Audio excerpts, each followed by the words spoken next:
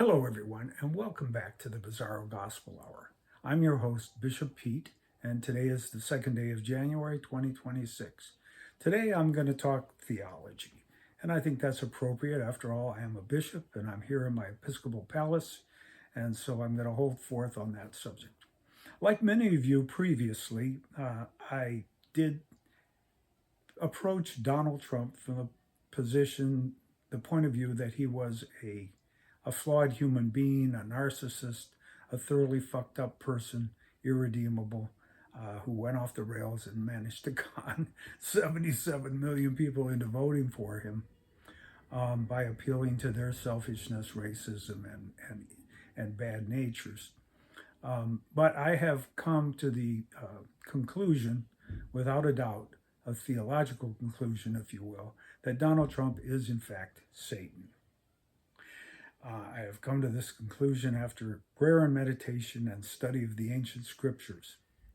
Now, the reason I say this is that I'm going to be constantly referring to Donald Trump as Donald Trump, aka Satan, or Satan, aka Donald Trump. Now, why is it important that we know this, or that we take this for granted to begin with?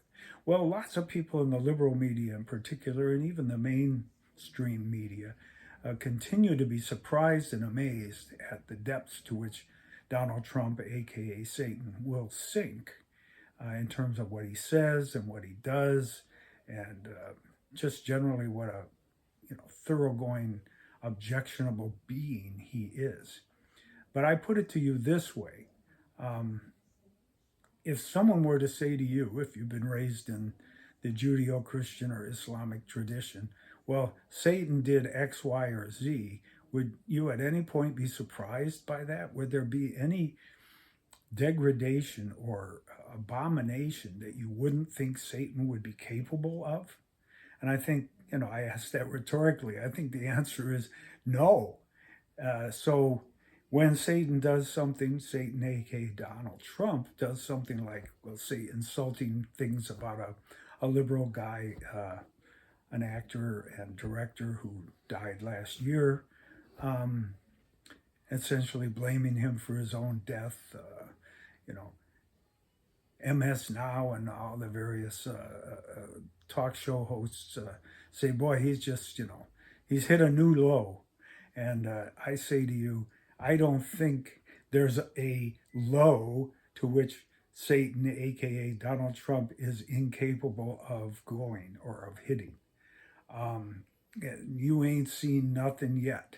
1 year down and at least 3 to go. Or as Betty Davis very aptly put it in All About Eve, fasten your seatbelts. It's going to be a bumpy night. And indeed, it's going to be a bumpy night for America. So let's not have any more of this, oh my God, what kind of horrible thing is he going to do next?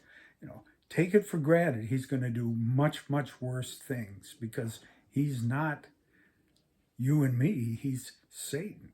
And his demons, his angels, the ones that really are doing his henchmen, the ones that are doing his heavy lifting, if you will, are just as capable of doing that kind of evil as he is.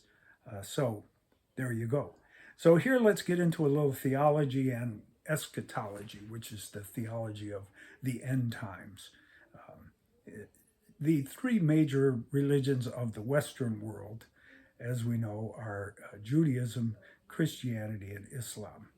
And Judaism is maybe on a good day, it's got maybe 25 million adherents, whereas Christianity, an outgrowth of Judaism, has over 1 billion, and so does Islam. But all three of them seem to have, been nuts that fell from the same tree, as it were, and have derived from some place in the Middle East. And in all three of those religions, again, in general, the idea is that Satan at one time was one of God's angels, but decided to rebel against God and to take some of his angels, God's angels, with him, and to go down into hell and be kind of an alternative. In the words of John Milton, to whom I'm as much indebted as I am the Bible or any other holy writ, and between Dante Alighieri and John Milton, I think I probably learned more about the origins of Satan than I certainly ever did by studying the scriptures.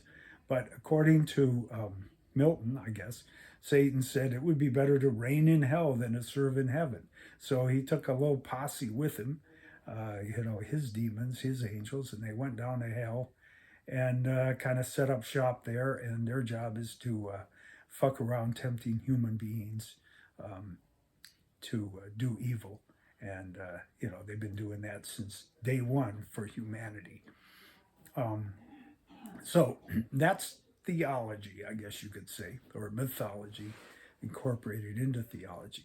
Now, in terms of eschatology, which is the theology of the end times, it also appears that all three of these Western religions have a version of the idea that eventually God is going to get tired of playing games with Satan, with human beings as the pawns, and is going to end the reign of Satan in one of various versions of forms, such as, he's going to send Jesus, or he's going to send, some good person or angel or something to rule the earth. And that in the long run, Satan is going to, and his demons are going to be cast down into hell forever, into the lake of fire, and everything's going to be fine.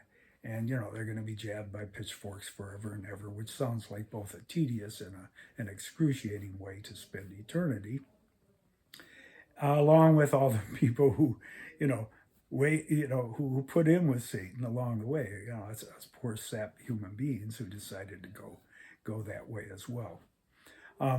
So, and that, the good people would be raised and up from the dead and go and spend eternity with God in heaven, and be rewarded for resisting Satan as much as possible, or at least making some act of atonement at the very end of their lives, and kind of buying their way out of eternal damnation. It depends on which version of Christianity or Islam or whatever you believe.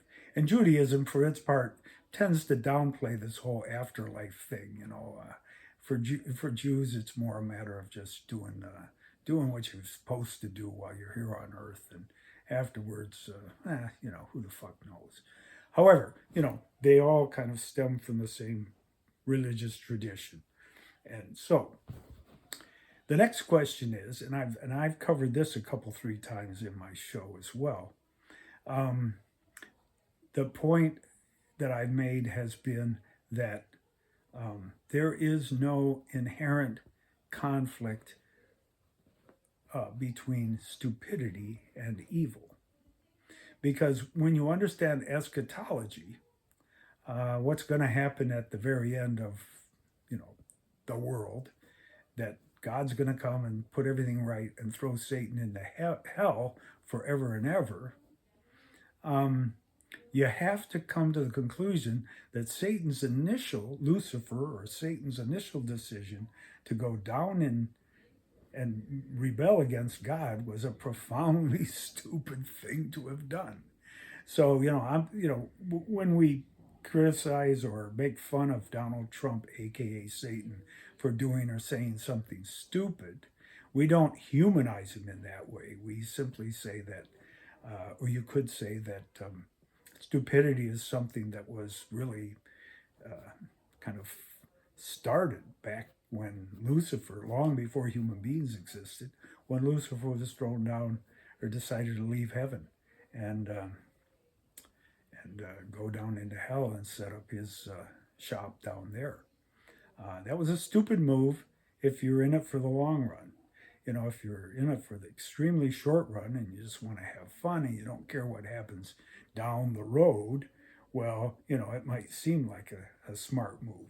Hence, some of our literature that has to do with people selling their soul to the devil, like Don Juan and the Faust lesbian, guys deciding that they want something that they really aren't capable of having, Helen of Troy, or, knowledge of this or that or the other, thinking with the little head instead of the big head and all that. very, very stupid. And it's really easy for us to understand that when we see these stories, Don Giovanni and all that, and Faust, selling their soul in exchange for a little bit of pleasure in the short run. Um, anyway, that explains to a large extent why there are so many really fucking stupid people in the administration of Trump, aka Satan, and why Satan, aka Donald Trump himself, is capable of doing such really stupid things. Now, speaking of stupid, Marjorie Taylor Greene. Now, since my last show, in which I kind of, I definitely agreed with Marjorie Taylor Greene on the issue of whether this country should divide into two separate countries. Since then, Marjorie Taylor Greene has had a major falling out with Trump, aka Satan, and as a result, she's fallen into disfavor with him. However, she has not become any less conservative. She just kind of became a little less Trump conservative. But fundamentally, she's still just as conservative as far as I can tell as she ever was. And even though she has another whole year to go in her term as a member of the House of Representatives, she has chosen not to stay on and become kind of fight a rearguard action against Trump's version of conservatism, which she could easily do. She's only halfway through her term. Instead, she abruptly announced after this falling out she had, in which Trump insulted her and all that, that she was quitting as of, I think, maybe today. Anyway, sometime very, very soon, and she wasn't going to fill out the remainder of her term, which means I'm not 100% sure how they fill congressional vacancies in the state of Georgia, but I'm guessing that the governor gets to call a special election, and they get to fill her spot with somebody, or maybe, I don't know, maybe the governor appoints somebody. It varies from state to state, and I don't know what Georgia does. But if there is any kind of special election, she'll be replaced by somebody even just as conservative as she is, and probably a down the line Trump MAGA person.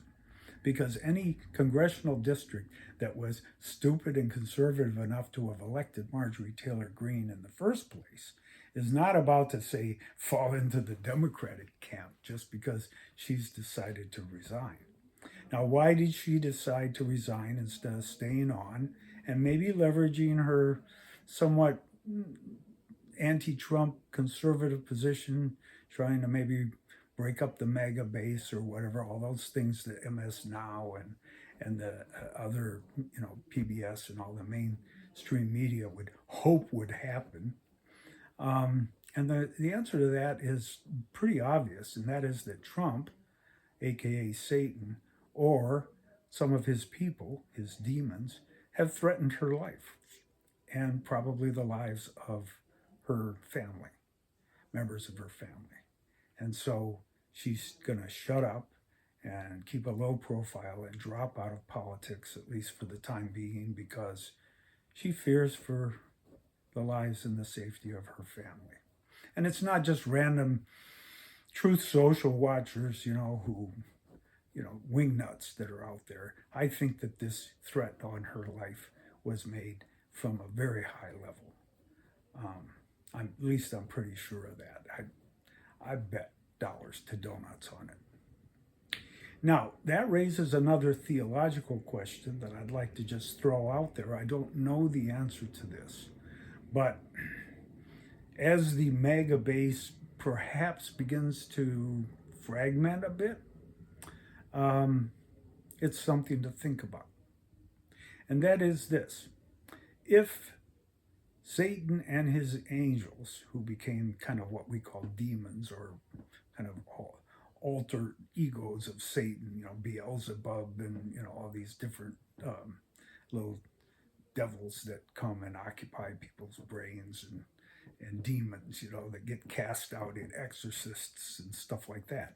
If all those guys knew, those angels knew what the hell was going to happen, and if, as we are told by the eschatology of the three major Western religions, they are doomed at this point, after their merry little ride, to eternal damnation. What happens, and I don't think this has ever come up, but what happens when one of Satan's angels decides to rebel against Satan, as Marjorie Taylor Greene has done against Trump, aka Satan? It's a good question to think about, and I don't think it comes up in theology, and it really ought to, because look, all these people decided to rebel against God in the first place.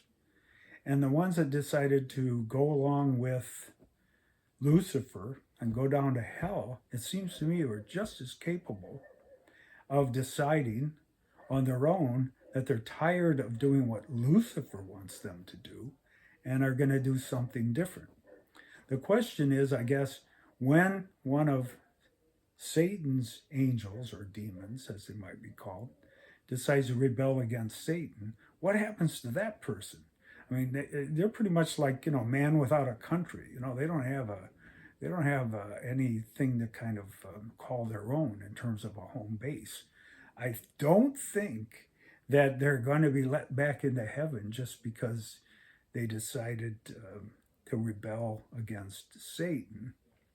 I think that was what they call an irrevocable election they made way back when, before the dawn of human history. So they're fucked no matter what. And I'm not really quite sure what place they have to wander in for the rest of the time until God sets everything straight again and takes care of them. I think they're doomed already. And, let this be a lesson to you, Marjorie Taylor Greene or Liz Cheney. You can't have it both ways. You can't be a conservative or a Republican and be anti-Trump at the same time. I mean, you can say you are, but ultimately the evil that you commit is,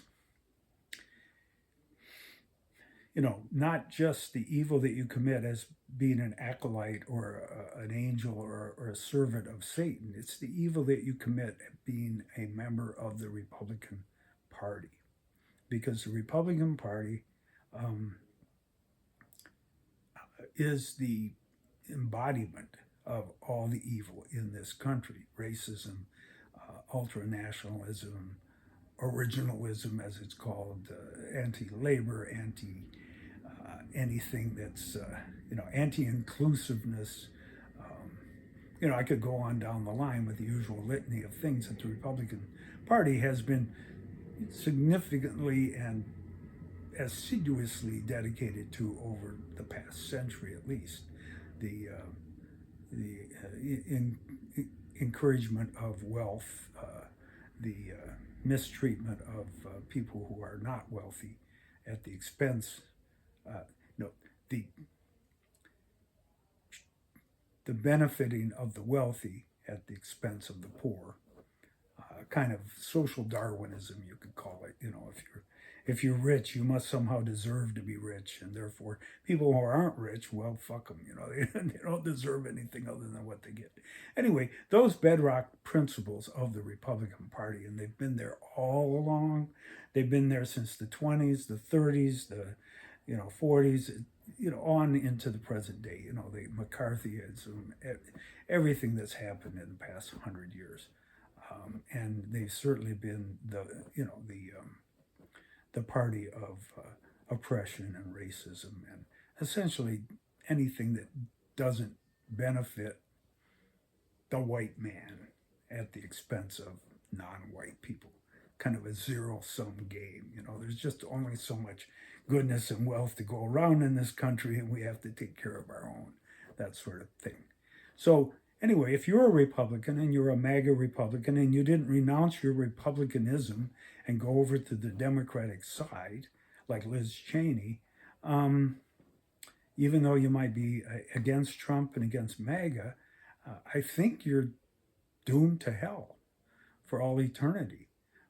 Here is where free will and predestination in Christian theology sort of meet, because the idea of free will is that we have the power to choose whether we're going to be good or be bad, follow God or follow the devil. Whereas predestination says, well, there's some stuff that's just going to fucking happen no matter what. And, the predestination piece of this is that end time stuff. This is what's going to happen. Satan and all of his angels and demons and everything are going to end up in hell forever and ever and ever.